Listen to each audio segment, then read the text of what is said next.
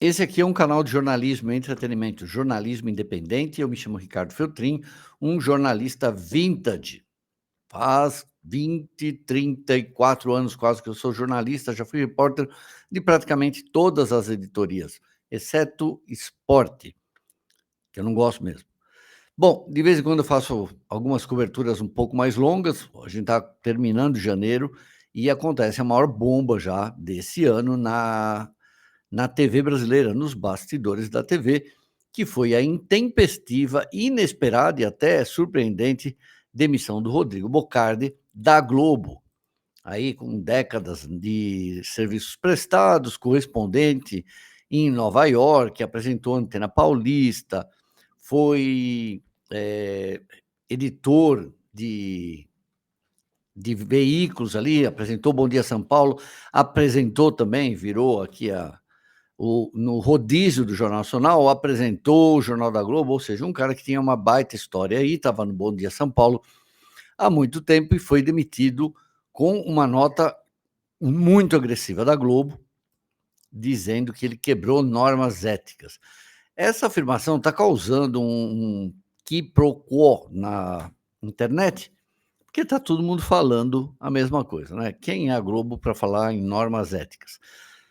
Nesse ponto, eu sou obrigado a colaborar com as pessoas e concordar com elas, porque a Globo vem pisando na bola em termos éticos há pelo menos 5 anos, desde o caso Márcio Smelling. Aliás, se você contar direitinho, a Globo está pisando na bola em termos éticos desde que ela foi fundada.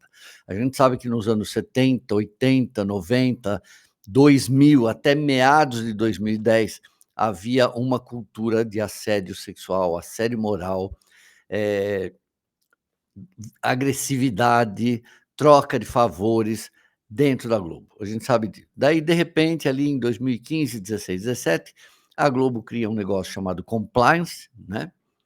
Que é um setor que ficava dentro, que fica dentro da emissora, o que já é errado.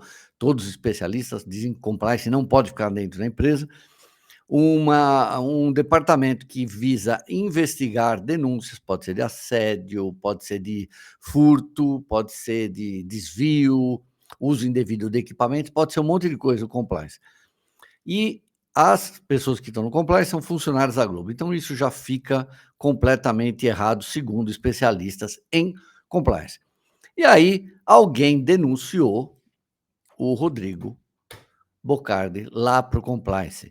Foi externo, também já tinha aparecido em novembro numa festa com outros políticos. Eu mostrei no vídeo anterior, né? Lá com Maresias, uma festa que tinha ainda secretário de Segurança Pública Guilherme Derrite, delegado-geral de polícia, né? Arthur Dian, tinha o Maurício, que é o presidente aí do Partido Progressista, né? Aqui em São Paulo, do estado, e vice-presidente nacional. Ele aparece lá na festa, fica com um monte de gente empoderada. Já contei, né? Ele foi embora da festa de helicóptero. Então, tudo isso acho que também pesou. Mas essa denúncia parece que foi a pior de todas. Bom, eu tenho umas mensagens aqui de 2019 com o Rodrigo Bocardi. Foi uma época que saiu aquele. Foi a época que saiu aquele bendito vídeo. Essas conversas que eu tenho com ele é do tempo que saiu aquele vídeo que falaram que era dele. Ele sempre negou que aquele vídeo gravado no Skype, que mostrava umas coisas íntimas, né? E ele sempre falou que aquele vídeo não é dele.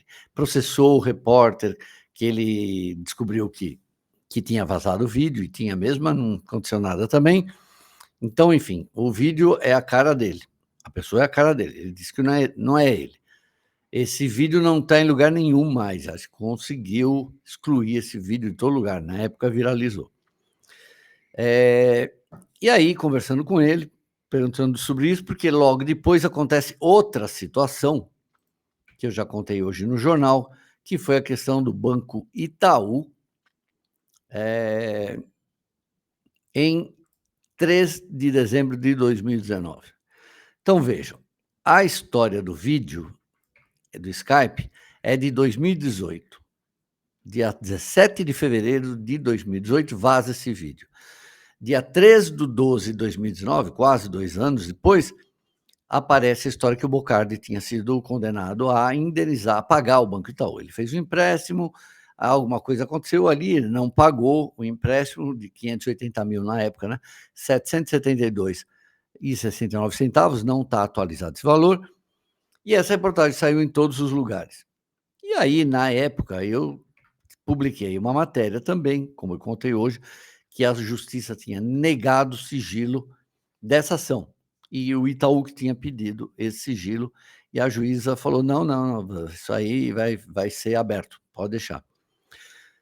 Enfim, eu acabei conversando com o Bocardi naquele tempo, e ele desabafou comigo falando que eu tinha escrito a matéria, né, dizendo que ele tinha pedido o sigilo e a juíza negou. Na verdade, tinha sido o próprio Itaú. Por causa disso, ele ficou louco, né. Eu dei o erramos na matéria, falou: "Olha, mas isso também não mudava nada, o sigilo estava, juíza não aceitou o sigilo, tudo bem". E aí ele queria que eu desse o erramos no título da matéria, e não existe isso, né, o título estava errado, o conteúdo, não era nem o título, o conteúdo estava errado nesse ponto, de fato não foi ele que pediu, foi Itaú, mas aí ele fica insistindo que queria que eu desse o erramos no título. Eu falei: "Cara, não existe isso". Tô falando assim, o erro já está em 3 lugares diferentes, eu coloquei 3 vezes, esse texto estava errado quando falou que foi ele, esse texto estava errado, no pé da matéria de novo, esse texto estava errado.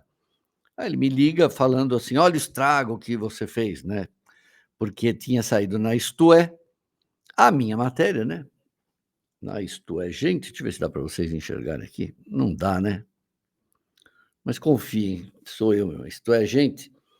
Saiu a matéria me dando crédito sobre a matéria errada. Ele: "Não, você tem que ligar lá na história". Eu falei: "Isso não é problema meu, eu não tenho culpa, eu já corrigi o meu lado, eu não vou corrigir todo mundo que chupinha, né". E aí ele realmente estava chateado, ele falou assim: "Pô, toda vez que vai acontecer uma coisa boa para mim, eu levo um golpe". Tá aqui, ele falou: "Não me querem no principal jornal do país, ponto". É isso que ele fala.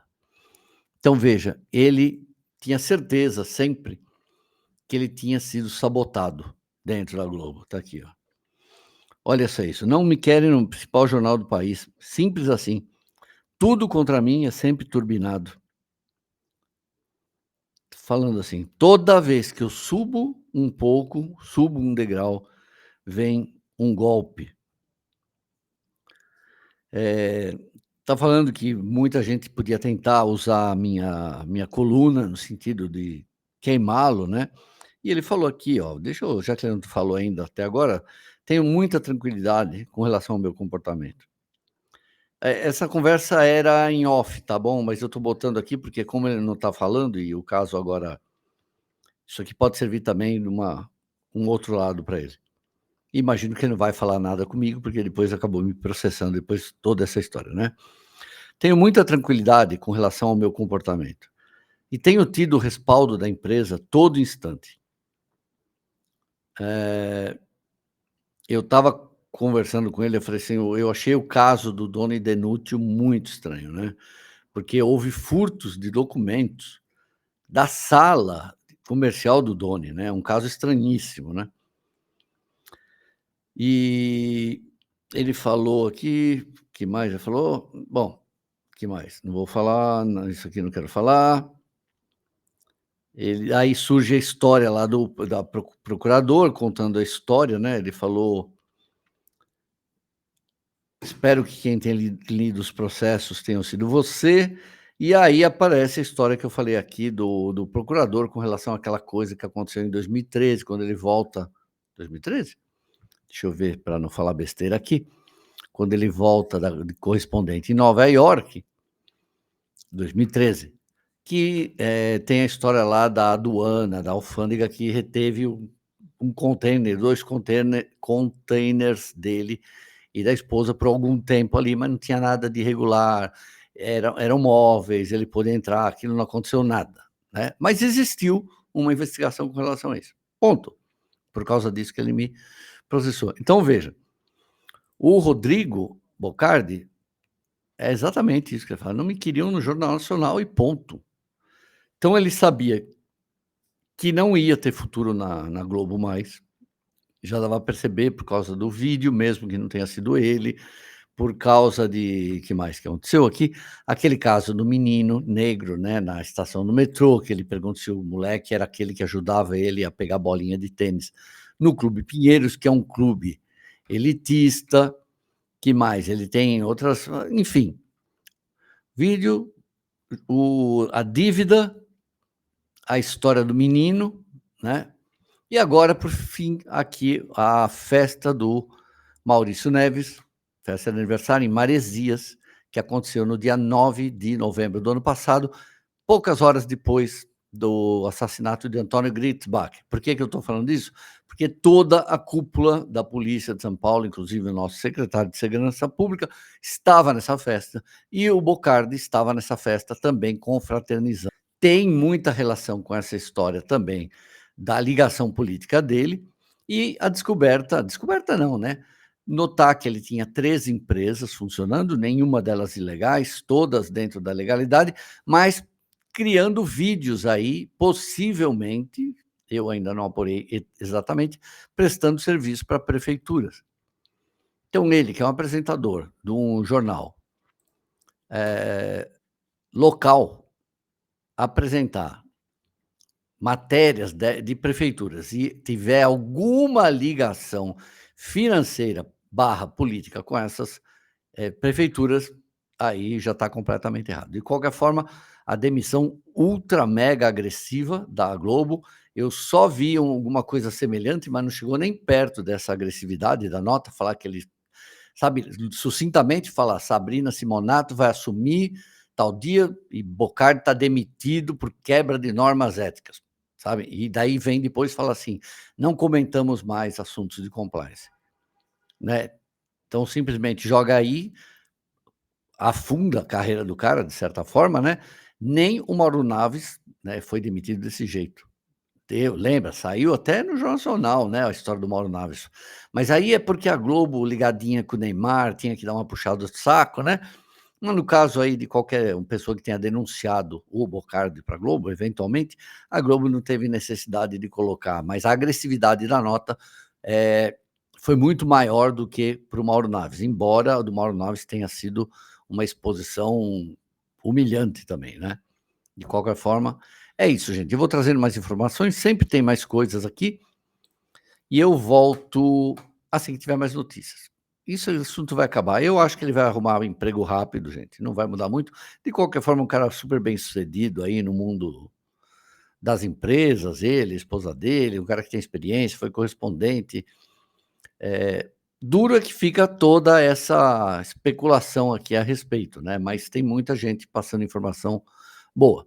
Lembrando que se ele quiser se manifestar, o canal está aberto, é só mandar uma nota, sem ressentimentos. Como jornalista, eu tenho que abrir qualquer espaço que ele precise, tá bom?